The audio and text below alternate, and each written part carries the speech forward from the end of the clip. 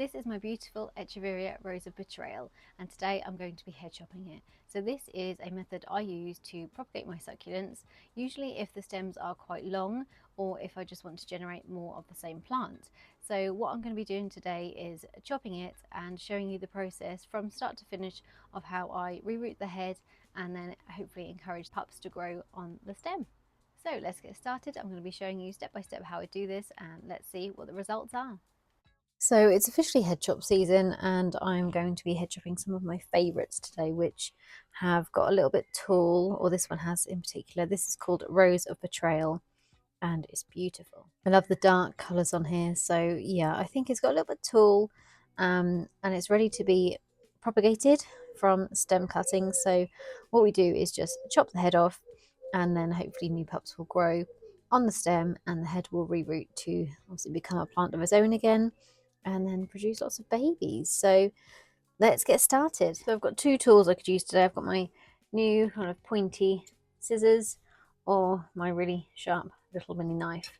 So what I would do is I need to leave some leaves on the stem because that's how the plant continues to absorb energy and continues to grow. So I'm going to remove a leaf, and hopefully I can remove it correctly. There we go, with the growth point intact. So that means that is a leaf prop basically, and may grow roots of its own. And then that just gives me a little bit of room to get my knife in there above those leaves. So these two are nice and firm, and they will then still keep getting energy from the sunlight to help the pups grow. So I think I'm going to use my knife for this. So it's been sterilized, and I'm just going to pop the knife in where that leaf was, just above, and then just try really gently kind of chop into it. I don't want to be too rough because I want to kind of guide the knife where I want it, which is sometimes quite difficult. You can take more leaves off so you've got kind of a gap all the way around, but you know, that would be too easy. So let's get a bit more aggressive. I hate doing this so much, but the results are always worth it. We're nearly there. Let's cut this bit more. I'm never going to be a chef, am I? So I'm going to just see where it's got stuck, because it might be that there's a leaf that can stay on. So yeah, I think these leaves could probably stay on. So I'm just going to chop above that and kind of guide what I want. There we go. I'm not sure if that bit just came off camera because I moved it. But yeah, that is the head. And that is the stem with some leaves on so it can continue to absorb that energy. And that's just an old leaf. That's the one I pulled off, so I'll keep that on there because hopefully that will propagate. And then I'm just going to do some name tags. This one that I had, you can barely read, so I'm going to redo some name tags, and then I'm going to do some clips to show you how it grows over the next few months.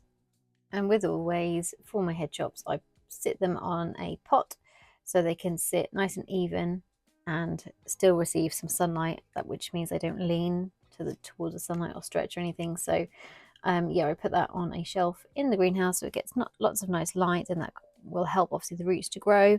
And the same with this one. I put it on probably a shelf one lower down because it doesn't need as much light at the minute because there's no pups there. But once the pups are growing, you can always move it up into a little bit more sunlight to encourage them to grow quicker. So it's now July, 1st of July actually, and the last clip was the 6th of June. So this is the head, which was chopped, and we've got a little root. Just to zoom in a little bit better so you can see we've got, well, an area with 2 or 3 roots now appearing. So that's quite good. It's quite early, so I'm happy with that, and that's good progress for the head. Yeah, so it's starting to root. And then just looking at the stem, I have neglected this. This has been sitting on a top shelf in my greenhouse, which has been over thirsty most days. So it's probably very, very thirsty. Yes, it's screaming out for a drink. So there is actually one tiny pup which has appeared already. So that's really good news. It's just really, really thirsty. So we're going to give it a drink now, because it makes so much difference if you keep them watered. Yeah, they obviously give you a lot in return and make sure they're getting enough. So I'm just going to drench this one, let it bubble in that water and soak it up, and then let it drain out. And then that will really help the plant to have enough energy and have enough supplies to keep making pups. Those leaves up here will then obviously fill out and become nice and firm again, and that pup will probably grow a lot quicker as well. So yeah, next clip will be another update soon. We have a very exciting update. So this is the head, which is looking beautiful. It's still nice and exactly how it was, really. Probably just a little bit thirstier, a bit squidgy. And that's because it has grown these huge roots. So I'm really pleased with the progress of this. It seems to be a really quick one to reroot, and obviously the roots, as you can see, are really good.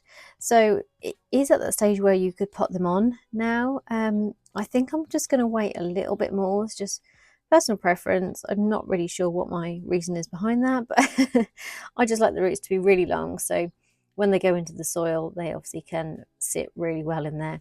It's crazy because the first root I had came from this one, and now they've just got all these, which is a really good all over kind of rootage. So yeah, I'm really pleased with that. So this is the stem. Obviously in the last clip you saw me watering it, and it is so full now, really nice and firm. That one's actually squidgy again, but the other ones are really firm. So obviously it drank up the water, which was very well needed and well deserved. And you can see now that pup has got quite a lot bigger. And then this leaf, we have got a little pup. So you can see the pup there, quite small. It was obviously upside down in there, so I'm going to turn it the right way around so it can get some light, but that's really good. So one of the leaves, or the only leaf that I pulled off, has got some pups growing. It looks like a double head as well. And this is the pup. So I think we've only got one at the minute. Usually when a stem is this long we'll get some more, so hopefully it'll grow some more for me now it's had a good drink. But yeah, that's it at the moment, but good progress. At least we've got one plus a little pup on the leaf, so very good. It's update time, and this beauty has done me very proud. Look at those roots, it's insane. So they are, yeah, really long now. I'm really happy with that. It still doesn't look that depleted of energy, even though it's made itself all of those roots, but I think it's time to treat it to a pot and some soil. So that's what we're now going to do. So I always choose a really small pot. This is the size of it, so I would like to go a bit smaller, really. So I could go with something like this terracotta pot, just to let the roots grow.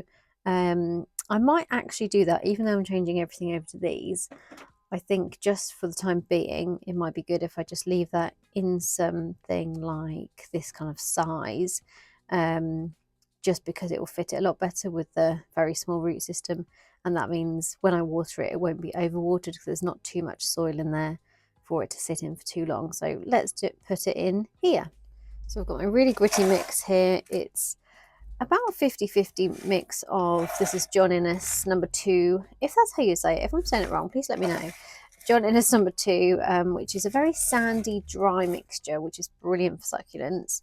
I did move away from it because I don't know, I was a bit worried that it was too dry, and I was having a lot of issues last year, or some issues with rotting, but I think it's because I was using molar clay rather than grit, so I've changed to grit this year.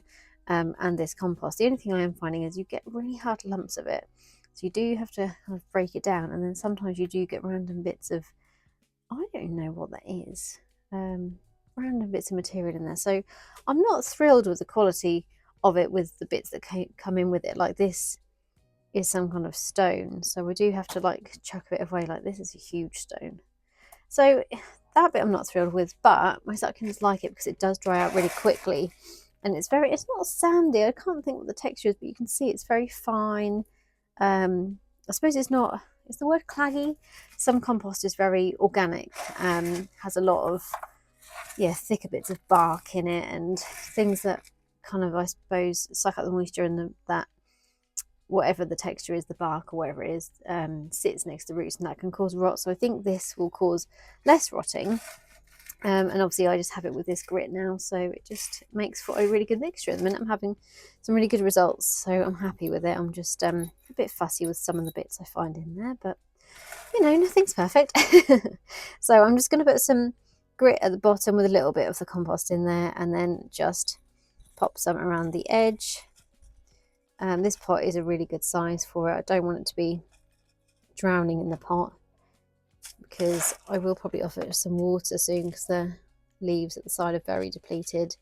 I'm always a bit cautious when to water head chops, because I think I'd rather be quite mean to them and let them grow a lot more roots before I water them, but it's quite hot at the minute, so it's not going to stay wet for long. Terracotta is very porous, so the water will kind of, what's the word, I suppose, evaporate quicker, because a lot of air can get through the terracotta pot. So this is actually a very good pot for probably beginners and anyone keeping maybe succulents outside, especially if it rains a lot. It just helps them dry out a lot quicker. So yeah, terracotta is very good for that. But that's it, that's all I'm doing now. I'm just going to pot it up, and like I say, I'll probably offer it some water maybe in a week. There's no rush to do so. It doesn't need water. Succulents can live a long time without it, so there's no rush. But it is quite thirsty. The leaves are very thin around the edge. It's not quite firm in the middle. So I'm going to just assess the situation in a week, and obviously I will update you. But let's have a look at the stem. Here is the stem. So we've got that one pup on the stem, and we've got the one pup on the leaf. I can't see any other new growth, so just that one on the stem in a minute. But it's getting bigger. I haven't watered it since the last clip, so it's getting a little bit squidgier now. So that's still not too bad. There's still some firmness in the leaves, so I'm not ready to water it again.